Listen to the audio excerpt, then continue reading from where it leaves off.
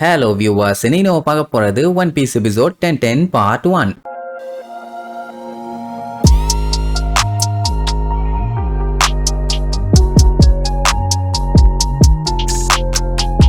Open பண்ணா நம்ம லாவை காட்டுறாங்க. அவன் பாத்தீங்கன்னா காட்ஸ் எல்லாத்தையுமே அசால்ட்டா பொல்லாந்து கட்டிட்டு பல விஷயத்தெல்லாம் யோசிச்சு பாத்துக்கிட்டே போவான். அட கோரசோன் இவனை காப்பாத்துறக்காண்டி அவரோட உயிரையே விட்டாரு இல்ல. அது மட்டும் இல்லாம இதுக்கப்புறம் நீ ஃப்ரீ பேர்ட், உன்னை யாராலையும் கூண்டுக்குள்ள அடைச்சு வைக்க முடியாது, இங்க இருந்து பறந்து போ, ஒரு பெரிய உலகமே இருக்குன்னு சொல்லி அனுப்பி விட்டுருப்பான். கடைசியில அவன் தப்பிச்சிருக்கணும், ஒரு சின்ன ஸ்பையால செத்து போயிட்டான். சரி, லா காட்ஸ் எல்லாத்தையும் காலி பண்ணிட்டு அப்படி எங்கதான் போறான்னு பாத்தீங்கன்னா ஒரு பானகிலிஃப தேடி போய் கண்டுபிடிச்சிட்டான். அது மேல கைய வச்சுட்டு என் பேரு ட்ரஃபால்கர் டி லா அப்படின்ட்டு ஒரு சின்ன பிளாஷ்பேக். என்னன்னா இவனோட ஃபுல் நேம் நம்ம ஆளுங்க யாருக்குமே தெரியாது. ஆனா இவன் ரோபின் கிட்ட இந்த விஷயத்த சொல்லுவான். ஏன்னா அவன் மேல இவனுக்கு நம்பிக்கை இருக்குது. அவளுக்குமே இத பத்தி ஒண்ணுமே தெரியல. லூஃபியோட பேரும் டீல தான் வருது. அது என்ன ஏதுன்னு அந்த மீனிங்க தெரிஞ்சுக்க அவன் ஆர்வமா இருக்கான். அந்த டைம் அவன் சொன்னானா இல்லையான்னு தெரியல. அவன் பேரு தான் உண்மையா சொல்லியிருக்கான். அப்படி இருக்கும்போது எப்படி அவன் சொல்லாம இருப்பான்? அண்ட் அதே நேரம் இவங்க தேடிட்டு இருக்கிறது பாத்தீங்கன்னா ரெட் ஸ்டோன். அந்த 4 ஸ்டோன் இருந்தாதான் அந்த கடைசி தீவுக்கு இவங்களால போக முடியும். அதுக்கு இவங்க பண்ண வேண்டிய வேலை 4 எம்பரர்ஸையும் டிஃபீட் பண்ணணும். அவ்வளவு சீக்கிரத்துல எல்லாம் அவங்க தருவாங்களா என்ன? ரொம்ப பெரிய ரிஸ்க் ஆச்சு. சோ இப்போ லா தேடி வந்தது அந்த ரெட் ஸ்டோன் தான். ஆனா அங்க இருக்கிறது பிளாக் ஸ்டோன். இது இல்ல, நான் தேடி வந்தது இது இல்லன்னு யோசிக்கும் போதுதான் அந்த டீங்கிற பேருக்கு கோரசோன் ஒரு மீனிங் சொன்னானே. அதாவது சில இடங்கள்ல டீங்கிறத கடவுளோட எனிமீஸ்னு சொல்லுவாங்களாமா. ஆனா அதோட எக்ஸாக்ட் மீனிங் என்னன்னு இன்னுமே நம்மளால கண்டுபிடிக்க முடியல. அதை எப்படியாச்சும் தெரிஞ்சுக்கணும்னு நினைப்பான். அங்க அவ்வளவு பெரிய கலவரம் நடந்துகிட்டு இருக்குது. இந்த டைம்ல இந்த டீங்கிற பேருக்கு மீனிங் தெரிஞ்சா என்ன, தெரியாட்டி என்ன, இவனும் ஸ்பாட்டுக்கு போய் சேர்ந்திருந்தான்னா இந்நேரத்துக்கு கைடோவை எல்லாம் சேர்ந்து வெளுத்து வாங்கியிருக்கலாம். தேவையில்லாம இங்க நின்று டைம் வேஸ்ட் பண்ணிட்டு இருக்கான். சரி, அப்படியே கட் பண்ணி அந்த மெயின் ஹால்ல காட்டுறாங்க. ஏகப்பட்ட பேர் அடுத்தடுத்து அந்த ஐஸ்போனியா மாறிக்கிட்டே இருக்காங்க. மிச்சம் இருக்கவங்களால தப்பிக்கவும் முடியல. படாத பாடுபட வேண்டி இருக்குது. நார்மலா சண்டை போடும் போது கூட இவ்வளவு பவர்ஃபுல்லா சண்டை போடல. வெறி முத்தி போய் இந்த மாதிரி ஐஸ்போனியா மாறினதுக்கு அப்புறம் தான் வில்லத்தனமா சண்டை போடுறானுங்க. அட அந்த குமுட்டி எடுப்பு குயினாச்சு சும்மா இருப்பானான்னு பார்த்தா இன்னுமே கண்டமேனிக்கு சுட்டுட்டு இருக்கான். எப்படி அந்த மொத்த இடமுமே வைரஸால அஃபெக்ட் ஆயிட்டு இருக்குது. இவனுங்க பாத்தீங்கன்னா இன்னுமே அந்த அப்புவை வெட்டிட்டு தான் இருக்கானுங்க. என்னதான் பாஞ்சு அட்டாக் பண்ணாலும் அவன் அசால்ட்டா எல்லா அட்டாக்கையும் தட்டி விட்டுட்டு எஸ்கேப் ஆகிட்டே தான் இருப்பான். பின் வேற மேல இருந்து ஆடிக்கிட்டே கிண்டல் பண்ணிட்டு இருப்பானா.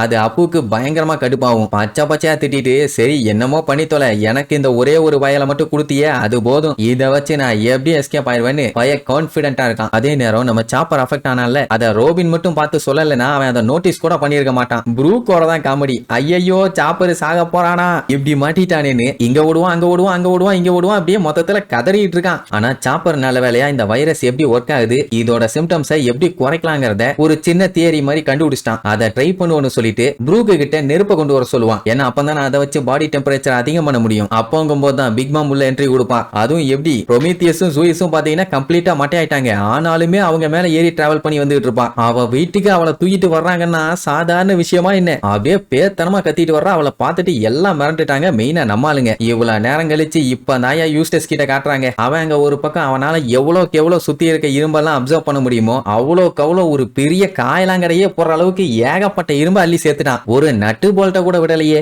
எது கிடைச்சாலும் சரி எதையும் விட மாட்டேன்னு மொத்தமா அள்ளிட்டான். அப்போ கைடோவோட ஆளுகளாம் பார்த்துட்டு தம்பி இந்த மாதிரி நீ என்ன பண்ணாலும் உன்னை நாங்க ரூஃப் டாப்புக்கு போக விடவே மாட்டோம்னு பில்டப் பண்ணுவானுங்க. இவ்வளவு இரும்ப சேர்த்திருக்கானே அதை தூக்கி அடிச்சானா நம்ம தாங்குவோமா, உயிர் அப்புறம் காயலாங்கடைக்கு தானே போகும்னு சொல்லி கொஞ்சமாச்சும் அறிவு இருக்குதா பாத்தீங்களா. அவன் சிம்பிளா அட்டாக் எல்லாம் பண்ண மாட்டான். அவன் சேர்த்தன எல்லா பாத்திரம் அண்டா குண்டான்னு அம்புட்டி அவனுக்கு தலைக்கு மேல கொண்டு வந்து ஒரே போடு. இறங்கி அடிக்கல குத்தல கத்தல எதுவும் பண்ணல. மொத்தத்துல அவனுக்கு சோழிய முடிச்சிட்டான். என் வழியில இனிமேட்டு எவனாச்சும் குறுக்க வந்தீங்கன்னா மண்டே மேலே விழுந்தது அடுத்தது மண்டே மேலே இருக்க கொண்டே மேலே விழும் அப்படின்னு மிரட்டிட்டு இருக்கும் போதுதான் அந்த புகமண்டலத்துக்குள்ள இருந்து ஒரு பாம்பாட்டி ஒருத்தன் வருவான். இவரு பேரு தான் போக்கர். அனிமல் கிங்டம் பைரட்ஸோட ஹெட்லைனர். ராட்டல் ஸ்னேக் ஸ்மைல் ஃப்ரூட்டை சாப்பிட்டவன். காலு பாம்பு, முதுகுல இருந்து 2 பாம்பு.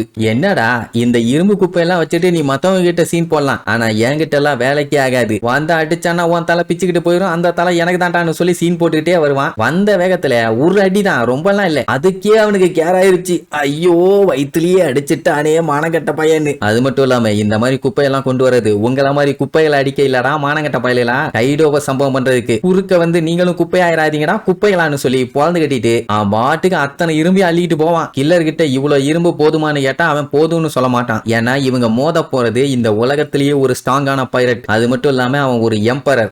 எவ்வளவு கிடைச்ச கிடைச்சாலும் அதை யூஸ் பண்ணிக்கிறது பெட்டர். சோ அப்படி பிளான் பண்ணிட்டு அவனை காலி பண்றதுக்காக வேகமா போயிட்டு இருக்கானுங்க. இல்ல எனக்கு ஒண்ணு புரியல, இது என்ன ஒரு பில்டிங் தானே, எவ்வளவு பெருசுக்கு இருக்க போகுது? என்ன காஷ்மீர்ல இருந்து கன்னியாகுமரி வரைக்கும் அவன் மேன்ஷனை கட்டி விட்டுருக்கான்? இதெல்லாம் அநியாயம். இவனுங்களும் போறானுங்க போய்கிட்டே இருக்கானுங்க. ஸ்டீல பறக்க வச்சு தூக்கிட்டு வரும்போது அந்த ஸ்டீல் மேல ஏறி இவனால பறந்து போக முடியாதா? ஐடியா இல்லாத பாய்ஸ். சரி அப்படியே கட் பண்ணா கைடோவை அட்டாக் பண்றதுக்காக நம்ம கேட் பைப்பரும் டாக் ஸ்டோமும் அவங்க சுலோங் பவரை யூஸ் பண்ணி சுத்திக்கிட்டே போய் அட்டாக் பண்ணாங்க. ஆனா அவன் கேஷுவலா தடுத்து ரிட்டர்ன் அடிச்சு தெரிய விட்டுட்டான். சுலோங் பவரே ஒரு செகண்ட் சூசுங்கிற மாதிரி போயிருச்சு. சோ மொத்தத்துல வேலைக்கு ஆகல. அவன் காட்டு கத்துவான், டேய் ஒழுங்கு மரியாதையா இங்க இருந்து போயிருங்க, நீங்க பண்ற வேலையெல்லாம் பார்க்கும்போது எனக்கு செம கடுப்பாகுது, தேவையில்லாம செப்பல்ஸ்ல அடி வாங்கி அண்டமாயிராதீங்க போயிருங்கன்னு மிரட்டுவான். அதையும் பார்த்தலாண்டா விளக்கன்னு சொல்லிட்டு ஃபர்ஸ்ட் கியோஷிரோ போய் கத்திய வச்சான் வயித்துல சரக்குன்னு ஒரு சொருகு. அவன் குத்துன உடனே அடுத்தடுத்து எல்லாம் வந்து சரக்கு சரக்கு சரக்கு சரக்குன்னு குத்துவாங்க. கத்திய வச்சு குத்தி இருக்காங்க, கத்தி உள்ள வயித்துக்குள்ள இறங்கிருச்சு. அதுக்கு ஒரு வேல்யூ வேணாமாடா, கொஞ்சமாச்சு கத்தவாச்சு வேண்டாம் அப்படி இல்லையா அப்படின்னு ஒரு ரியாக்ஷன் கொடுத்தா கூட போதும். அதுவும் இல்ல, நம்ம நமி லைட்னிங் வச்சு அட்டாக் பண்ணுவால அதே மாதிரி அடிப்பான். எல்லாம் திருச்சிருவானுங்க. ஆனா கின்னு மட்டும் கொஞ்சம் உசாரா எஸ்கேப் ஆயிட்டான். மறுபடியும் அட்டாக் பண்ண போறான்னா எல்லாத்தையும் ஒண்ணு சேர்த்திக்கிட்டு போகணும். கைடோன்னு கத்திக்கிட்டே போவான். அவனோட கனபோ வெப்பனை வச்சு ஒரே அடி, அதுவும் டைரக்டா மூஞ்சிலேயே ஸ்ட்ரெயிட் ஹிட், 6 அடிக்கிற மாதிரி அடிச்சு தெறிக்க விடுவான். ஒரு செகண்ட் அப்படியே கிர்ன்னு ஆயிருச்சு. ஓடன் சாமா வேற கஷ்டப்பட்டு உசுர கொடுத்து இவங்க எல்லாத்தையும் காப்பாத்தி அனுப்பி விட்டாரு. எதுக்காக? இப்படி அடி வாங்கி சாகறக்கா? நெவர். லேண்ட் ஆஃப் ஆனவை எப்படியாச்சும் ஓபன் சோர்ஸா மாத்தி ஒண்ணுன்னா அதுக்காகவே புறமுதுகெல்லாம் காட்டி ஓடினாங்க. கடைசியில இப்படி அடி வாங்கி கண்டமாயிட்டு இருக்கானுங்க. விழுந்ததுல அவங்கிட்ட ரெஸ்பான்ஸே இல்ல. பின்ன அவ்வளவு ஸ்ட்ராங்கான ஆயுதத்தை வச்சு ஸ்ட்ரெயிட்டா மூஞ்சில அடிச்சதுக்கு இந்நேரம் மூஞ்சே இருந்திருக்க கூடாது. ஆனா பரவாயில்ல, அங்கதான் இருக்குது. இப்ப மறுபடியும் அவனை அட்டாக் பண்றதுக்காக தான் அப்படியே தேய்ச்சிக்கிட்டே வரான். ஒரு அடிக்கே தாங்கல, இதுல இன்னொரு அடிக்கு வேற வரானா. இன்னும் சண்டை கட்டலான்னு எந்திரிக்க ட்ரை பண்றான். பட் பாடி கோஆபரேட் பண்ணுமே, அதனால முக்கிட்டு இருப்பான். சரி, இதுக்கப்புறம் இவங்க எல்லாத்தையுமே கைடோ எப்படி வகை வகையா வச்சு செய்ய போறான்னு அடுத்தடுத்த எபிசோட்ல பார்க்கலாம். டாடா.